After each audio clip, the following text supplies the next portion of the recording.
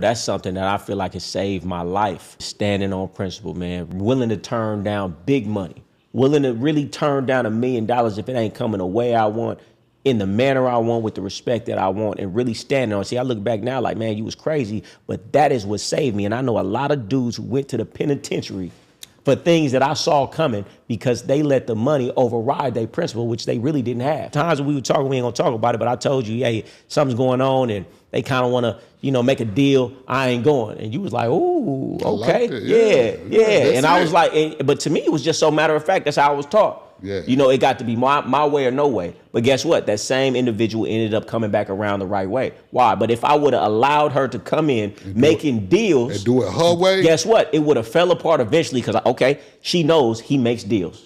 It just got to be the right deal. And guess what? If he'll do it with me, he'll do it with her. I tell this story all the time, man. A young lady, Asian woman, we got together. We was like, man, we want to get together. We want to make some moves. We want to take this show on the road. Let's get rich together. Let's hustle together. She's like, I'm down. We sitting in the car back in the day. You know, we smoking in the car. We just talking about, okay, we gonna make these moves, book these flights. Police was across the street. Something happened. Police was looking like under cars, but it was way, way down the street. And she get to physically shaking how scared she was. I'm like, what's going on? She was like, they gonna come over here. I said, one, we just smoking weed. Yeah. Two, they're obviously busy trying to catch a criminal or something. They're not gonna come over here. But I could see how physically, she was so scared, she was physically shaking. I knew that moment, bad little Asian too. I knew in that moment, I'm not taking this woman anywhere. Better not take her across the street. Most dudes wouldn't have did that. They would have overlooked that and went to the penitentiary later. Yeah, because most definitely, because what happens when they get in their room? When they get in a situation where they scared, yeah. Car and they see that she's shaking and say, we got one. Yep. Yeah, tell her we're going to give her 20 years for woo-the-woo-the-woo. Yeah.